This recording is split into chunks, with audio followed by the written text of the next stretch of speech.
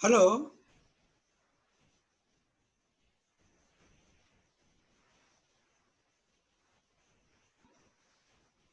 आवाज आ रही आकाश? Yes sir. ठीक ठीक। मैं भी आज वो क्या हम लोग की मीटिंग है, ये 2 बजे से है ना। वो सीएम का बर्थडे है तो उसके बारे में इसलिए जल्दी ले रहा हूँ, ठीक है ना।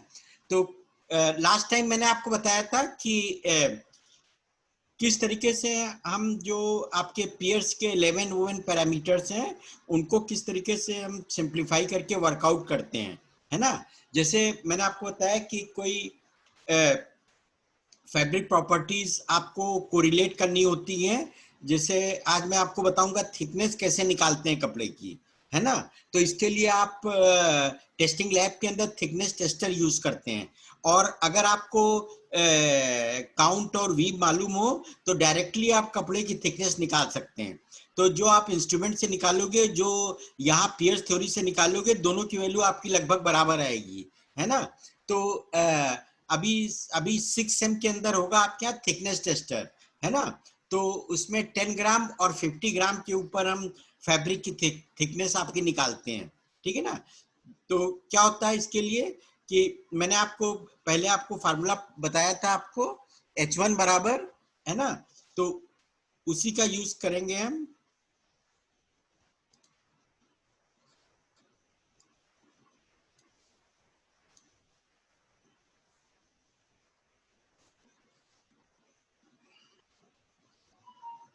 तो इसकी लास्ट टाइम मैंने आपको प्रूव किया था कि ये जो वैल्यू है आपकी,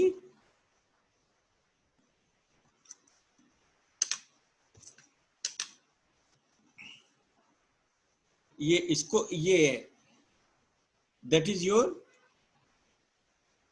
H1 बराबर 4/3 P2 √C1, ठीक है ना।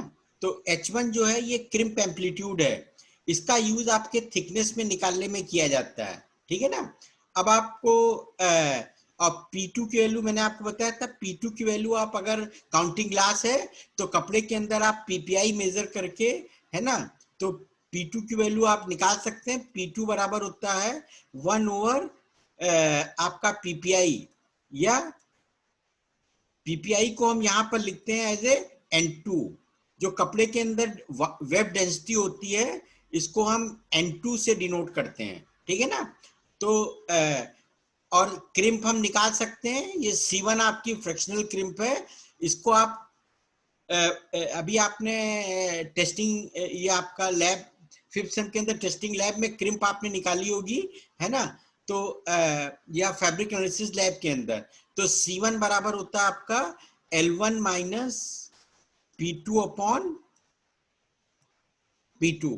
तो इस तरीके से आप H1 की वैल्यू आप निकाल सकते हैं। ऐसे ही आप H2 की वैल्यू निकाल सकते हैं। उसके लिए आपको ड्राइव नहीं करना पड़ेगा।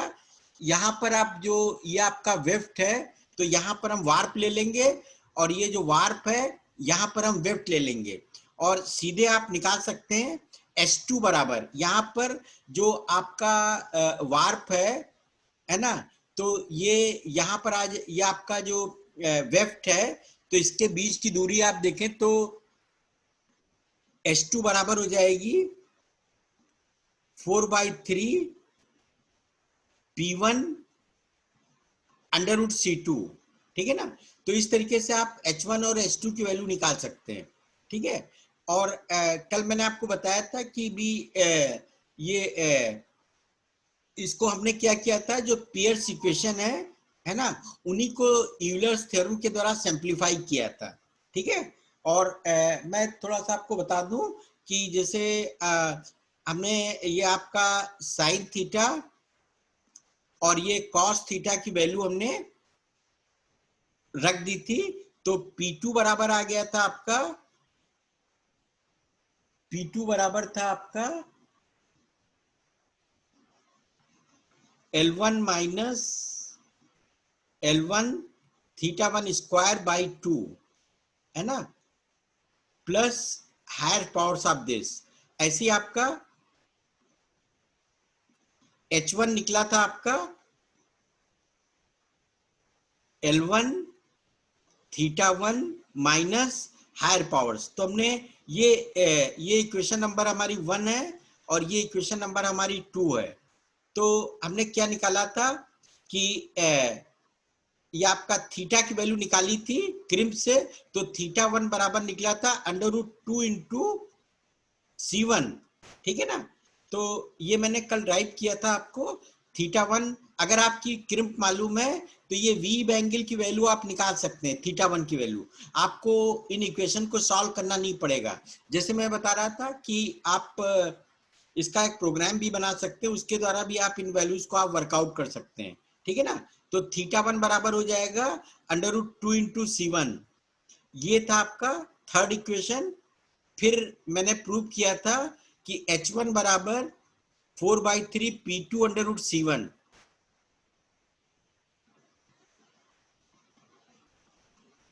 फिर मैंने प्रूव किया था आपकी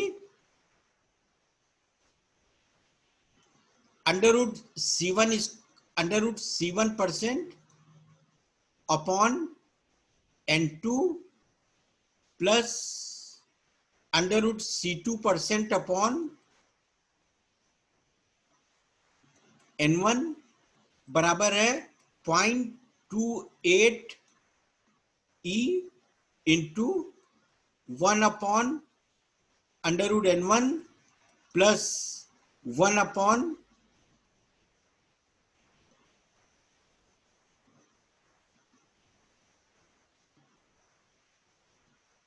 √N2।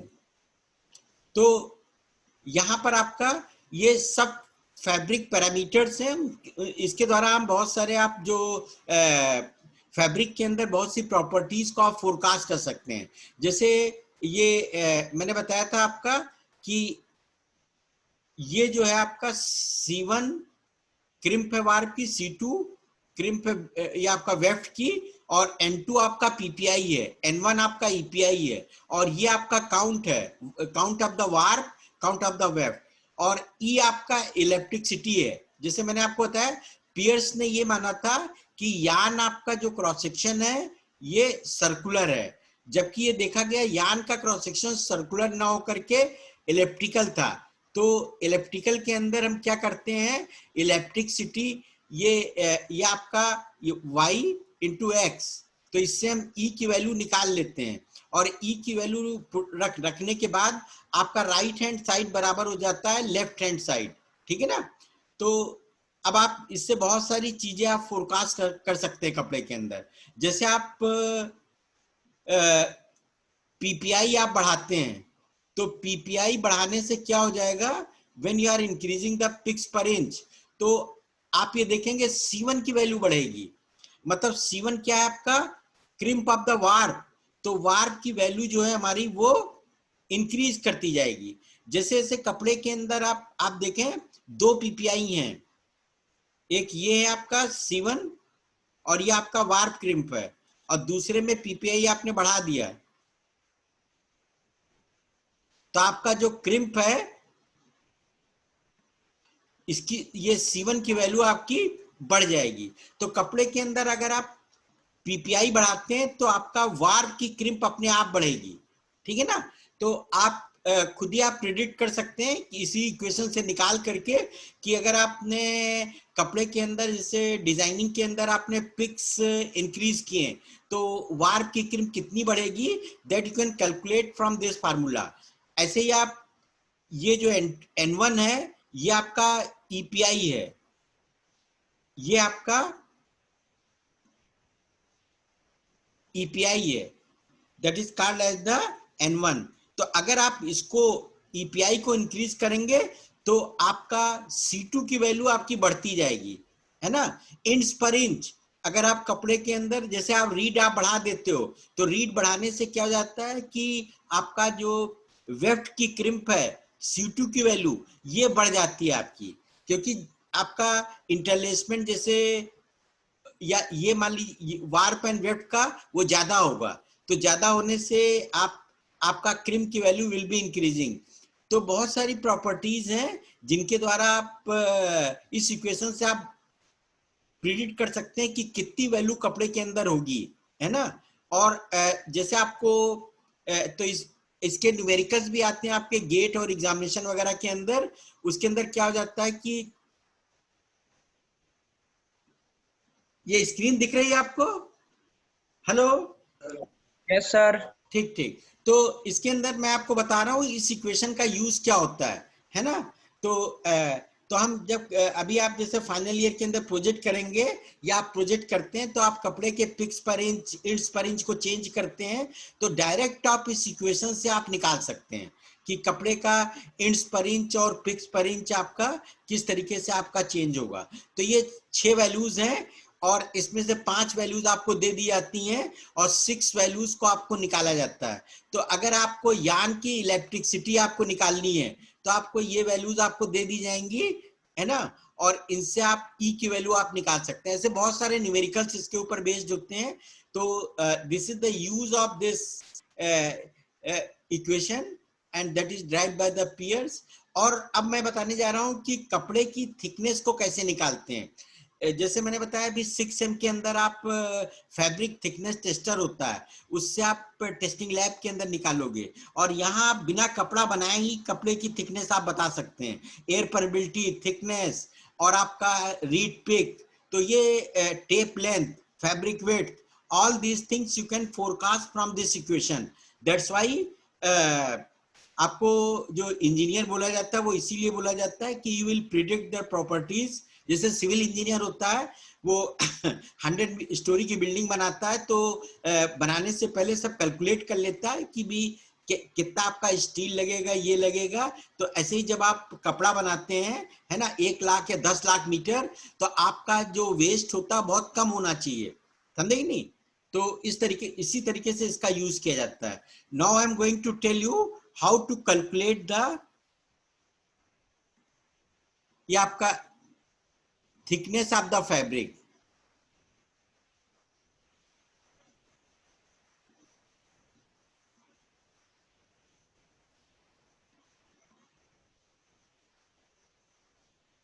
अब आप ये देखें कि फैब्रिक की थिकनेस होती क्या है।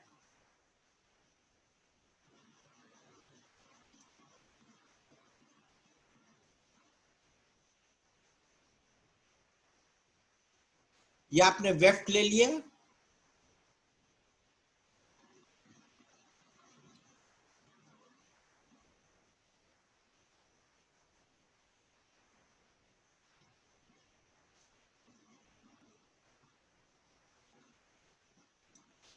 ये आपने दूसरा वेफ्ट ले लिया। ये आपका, मैंने बताया था, ये आपका कर्वेचर पोर्शन है और ये आपका वार्प है, ये आपका वार्प है।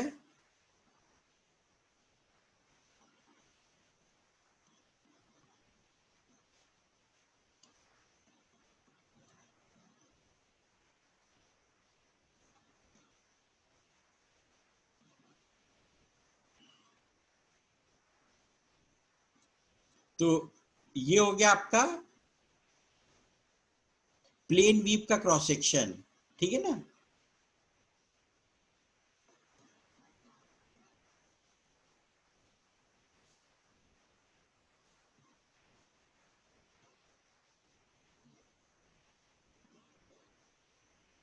ठीक है ना। और ये जो है आपका,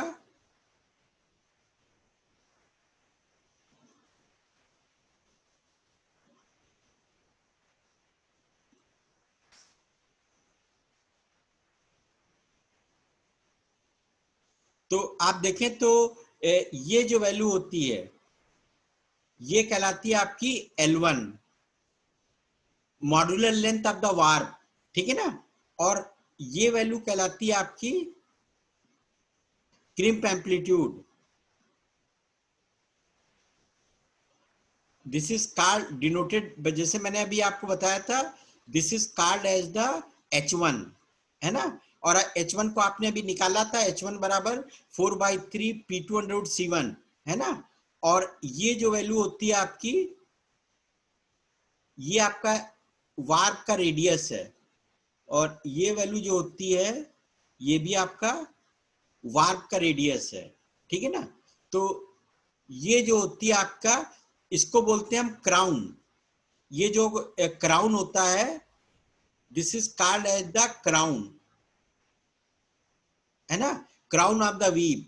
यही जब अब आप कपड़े को पहनते हो तो यही क्राउन आपकी स्किन को टच करता है, ठीक है ना। तो जो ये क्राउन है आपका, और एक ये क्राउन है, और इनके बीच में जो दूरी होती है आपकी,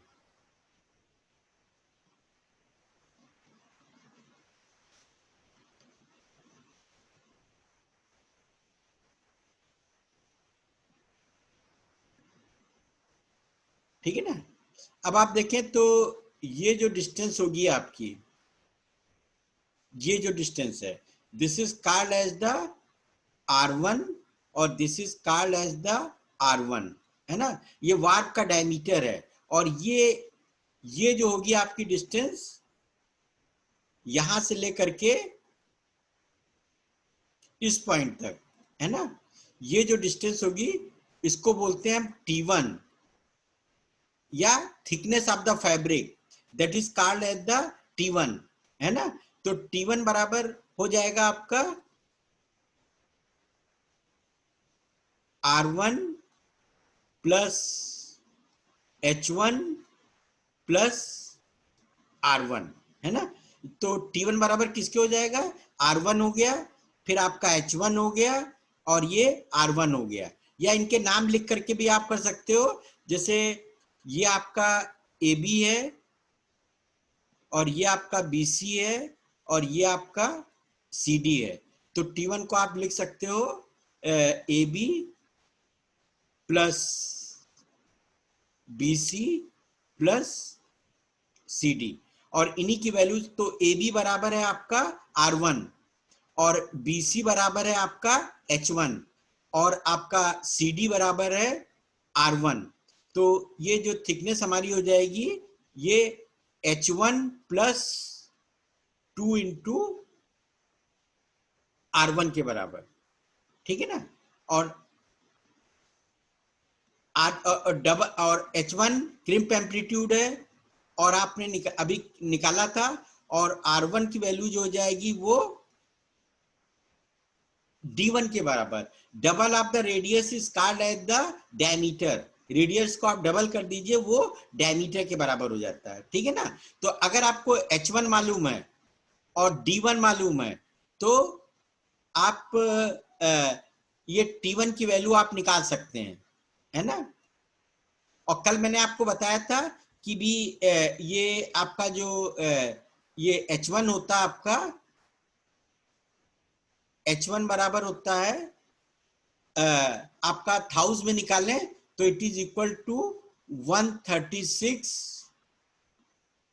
अंडर रूट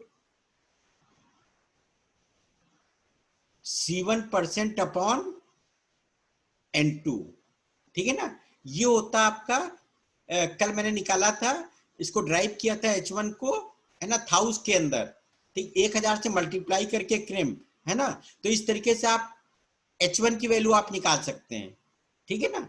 और दूसरा आप जो है D1 की वैल्यू, तो D1 बराबर कितना हो जाएगा, अगर इसको आप 1000 में निकालेंगे तो ये हो जाएगा आपका 36 अपॉन अंडर रूट N1, ठीक है ना। It is in the 1000। ये जो है हमारी, जैसे आप कार्डिंग के अंदर सेटिंग करते हैं ना, front plate, back plate, under casing वगैरह की, 1000 से, क्योंकि इनकी वैल्यूज बहुत कम होती है ना। तो वैसे ही यहाँ पर जो कपड़े के अंदर है H1 की वैल्यू बहुत कम होती है, तो हम इसको 1000 से गुणा करके, और फिर क्रिम को क्रिम परसेंटेज में लेकर के, कल लास्ट लेक्चर पर मैंने बताया था कैसे निकालते हैं इसको वर्कआउट, और मैंने आपको नोट्स भेजे हुए, उसके अंदर दिया गया है। तो H1 निकाल लिया, D1 निकाल लिया, ठीक है ना। और इससे D1 को E से मल्टीप्लाई कर देते हैं, क्योंकि ये जो आपका यान क्रॉस सेक्शन है ये आपका सर्कुलर होता है, लाइक दिस। ये जो है it is the elliptical not the circular, तो हम ई से इसको गुणा कर देते हैं, तो ये बराबर हो जाएगा डी इंटू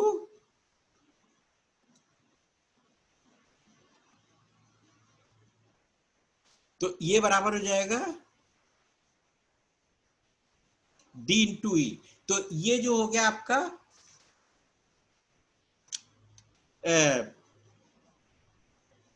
तो ये बराबर हो जाएगा आपका H1 प्लस 36 ई अपॉन √n1, और H1 की वैल्यू ये हो जाएगी आपकी, ठीक है ना, और D1 की वैल्यू ये हो जाए। तो इससे आप क्या कर सकते हैं कि T1 की वैल्यू निकाल लेंगे। ऐसे ही आप दूसरा क्रॉस सेक्शन बना करके, ये आपका वेफ्ट है, ये आपका वार्प है, तो आप क्या करेंगे, वार्प की जगह पर आप वेफ्ट ले लेंगे और वेफ्ट की जगह पर आप वार्प ले लेंगे, ठीक है। तो इस तरीके से ये जो वैल्यू T1 है, ये वैल्यू हो जाएगी आपकी, ये वैल्यू हो जाएगी आपकी T2 के बराबर, और ये वैल्यू हो जाएगी आपकी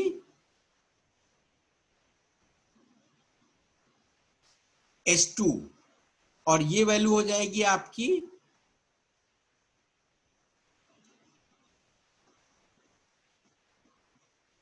R2 के बराबर। ये आपका हो जाएगा L2 के बराबर, ठीक है ना। ये हो जाएगा आपका वेफ्ट और ये हो जाएगा आपका वार्प। तो ये जो वेफ्ट सेंटर की दूरी होगी तो इसको S2 कहेंगे, और जो ये डायमीटर होगा वेफ्ट का, इसको R2 कहेंगे। तो ये निकल के आ जाएगा T2 बराबर, ऐसे निकल के आ जाएगा H2 प्लस 36 इंटू ई अपॉन √n2, ठीक है ना।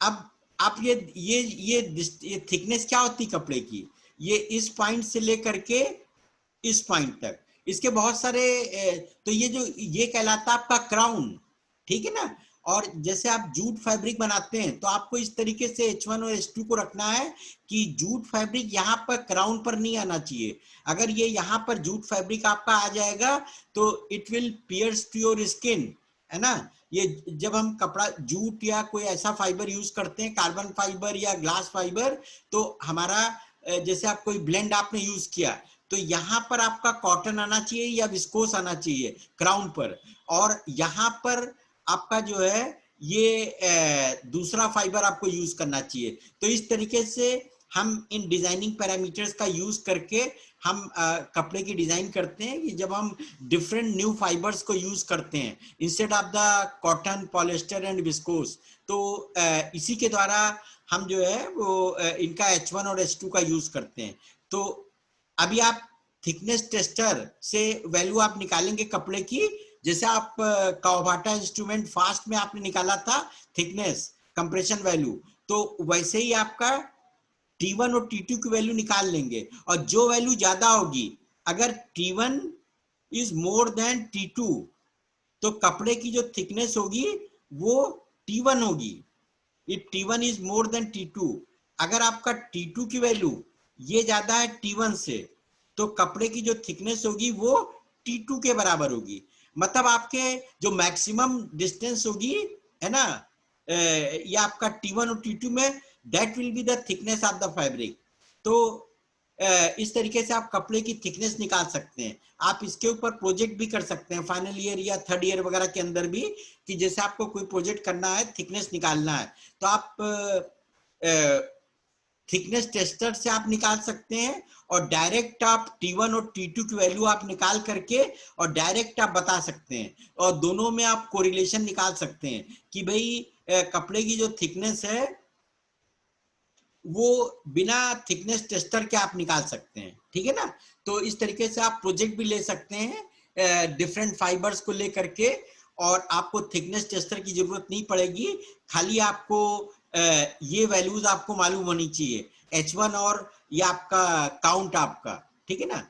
अब क्या क्या चीजें आपको, तो इस तरीके से आप जो है आप ये देखें तो यहाँ पर आपको S2 चाहिए, S2 के लिए क्या है आपका क्रिम्प और PPI, ठीक है। और H1 चाहिए, H1 बराबर हो जाएगा आपका ये आपका जस्ट रिवर्स हो जाएगा। तो इस तरीके से आप कपड़े की थिकनेस को आप निकाल सकते हैं और अपने ये प्रोजेक्ट वगैरह को भी आप कर सकते हैं, ठीक है।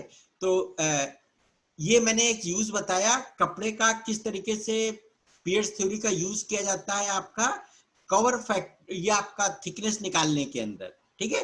And you can do the project work also on this in final year और थर्ड ईयर, जो आपके प्रोजेक्ट होते हैं तो उसके अंदर ये आप थिकनेस टेस्टर और पियर्स थ्योरी का यूज करके you can calculate.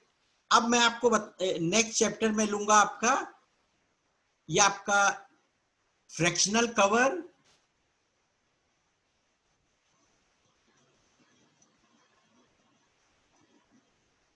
Fractional cover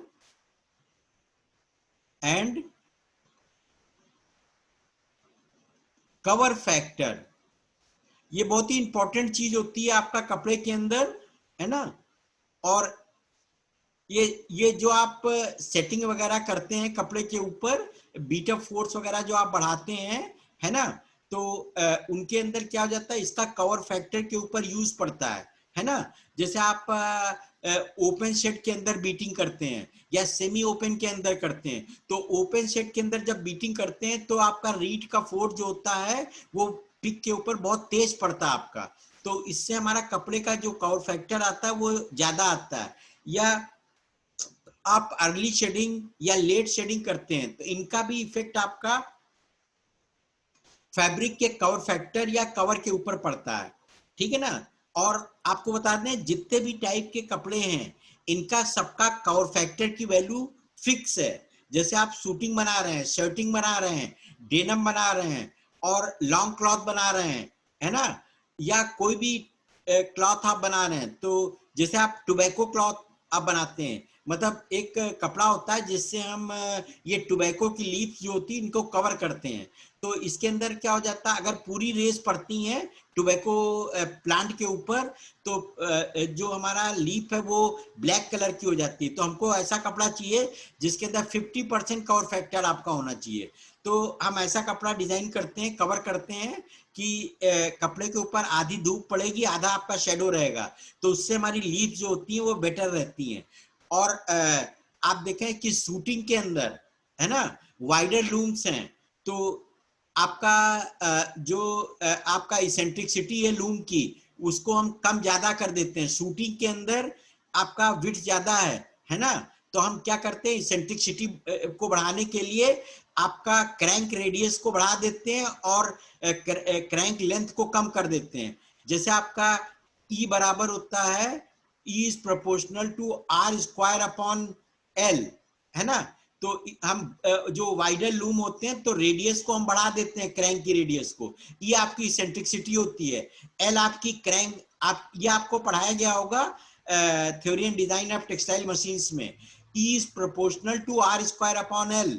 तो इससे हमारा जो कवर फैक्टर है वो डिफाइंड होता है। तो आज मैं आपको बताने जा रहा हूं कि कवर फैक्टर आप लैब के अंदर निकालेंगे भी कवर फैक्टर आपका ये ड्रैप मीटर होता है और उसके द्वारा आज मैं आपको बताऊंगा what is the cover factor.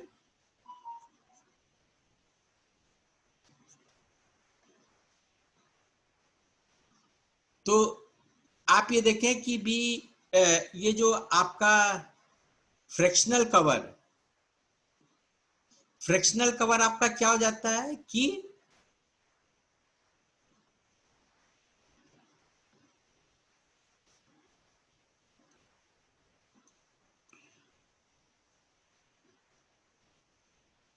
Small के से लिखते हैं हम आपको फ्रैक्शनल कवर को।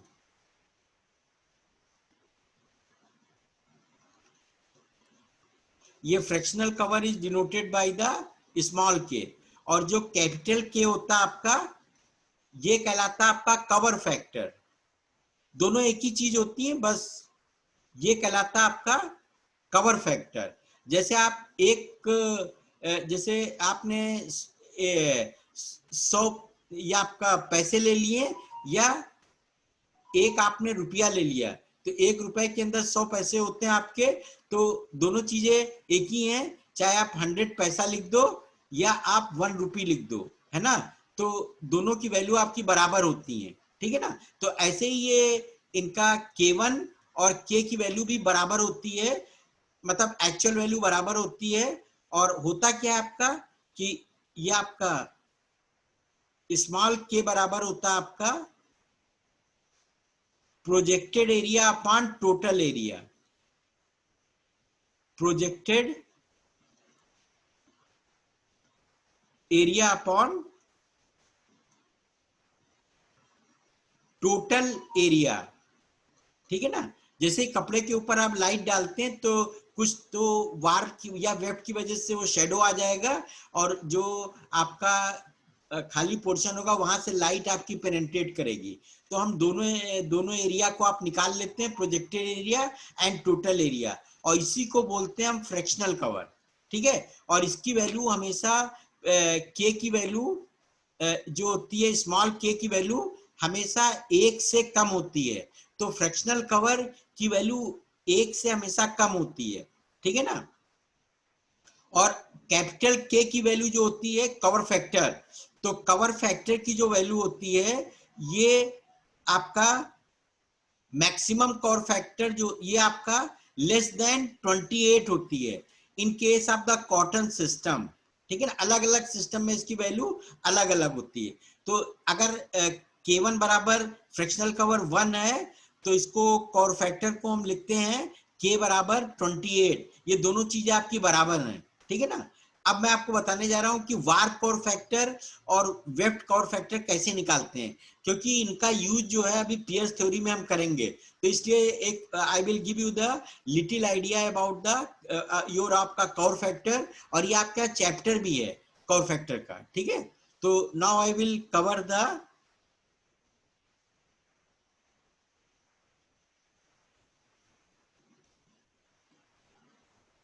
वार्प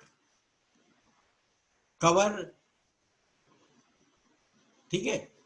वार्प ये आपका फ्रैक्शनल कवर,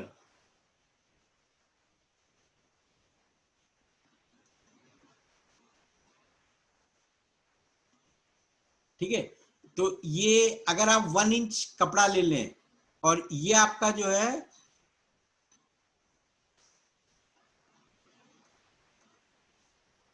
ये आपका वार्प है,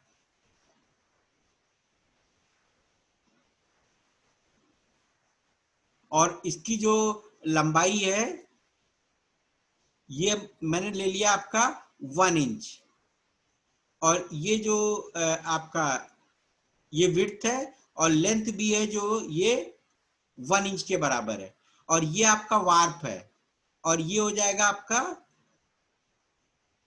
डायमीटर ऑफ द वार्प। तो आप देख लें ये रेक्टेंगल आपका फॉर्म हो रहा है वार्प का 1 इंच के अंदर, ये आपका रेक्टेंगल है, और ये आपका रेक्टेंगल है। तो आपका K1 बराबर मैंने आपको बताया था, वार्प कवर फैक्टर को K1 से लिखेंगे फ्रैक्शनल कवर को, तो ये बराबर हो जाएगा प्रोजेक्टेड एरिया, मैंने आपको बताया था, अपॉन टोटल एरिया, है ना। तो this will be equal to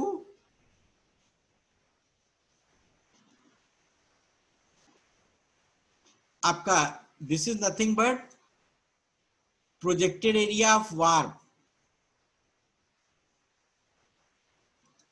projected area of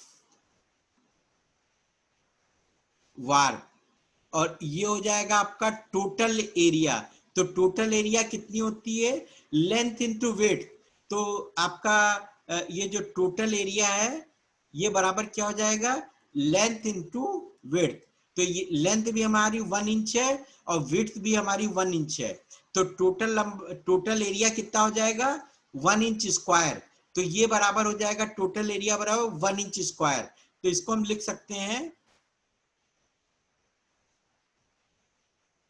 small K1 बराबर, अब प्रोजेक्टेड एरिया कितना हो जाएगा, आप एक रेक्टेंगल का एरिया आप निकाल लीजिए, है ना। इसकी लंबाई, इसकी जो विड्थ है ये है d1 गुणे और लंबाई है 1, तो ये तो एक वार्प की आपका एरिया हो गया। और मान लीजिए आपका जो ईपीआई है इंच पर इंच हमारे, ये है आपका n1, है ना। तो n1 आपका इंच पर इंच है, तो ये हम क्या करेंगे, इसको गुणे n1 से मल्टीप्लाई कर देंगे, तो ये हमारा total projected area of the warp आ जाएगा, ठीक है ना। एक एरिया आपने निकाल लिया d1 इंटू 1 और इसको n1 से मल्टीप्लाई कर दिया, तो ये हो जाएगा total area of the warp. और आपका प्रोजेक्टेड एरिया कितना निकाला है, 1 इंच। तो K1 की वैल्यू कितनी हो जाएगी, K1 बराबर आ जाएगा N1 इंटू D1। तो ये हो गया हमारा projected area of the warp, K1 into N1। तो अगर आपको N1 की वैल्यू मालूम है, D1 की वैल्यू मालूम है और N1 की वैल्यू मालूम है, तो K1 की वैल्यू आप निकाल सकते हैं। तो K1 बराबर हो जाएगा N1, और आप जानते हैं कि D1 बराबर हो जाएगा 1/28 अंडर रूट N1, ठीक है। तो K1 बराबर कितना हो जाएगा आपका,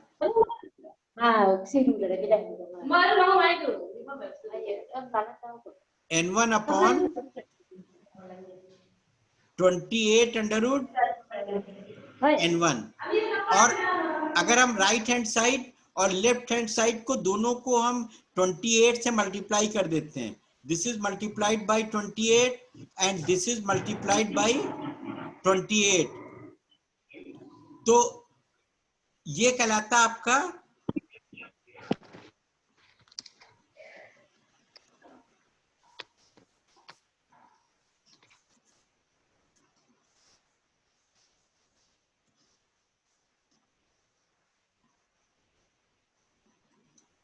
तो आप इसको लिख सकते हैं कि 28 इंटू K1, इसी को हम बोलते हैं कवर फैक्टर K1, और ये बराबर हो जाता है आपका N1 upon under root N1, ठीक है। क्योंकि ये 28 इस 28 से कैंसिल हो जाएगा और ये कहलाता है K1।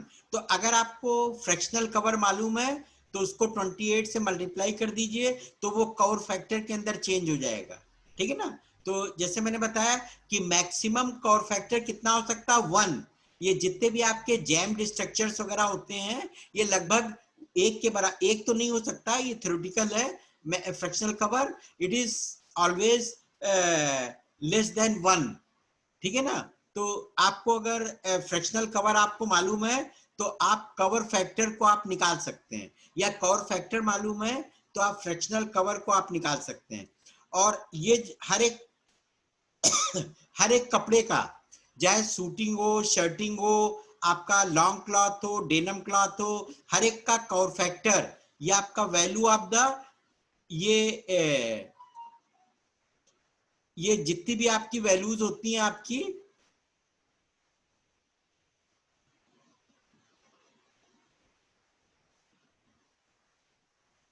ये जितने आप ये डेनम फैब्रिक के अंदर देखें, ये आपका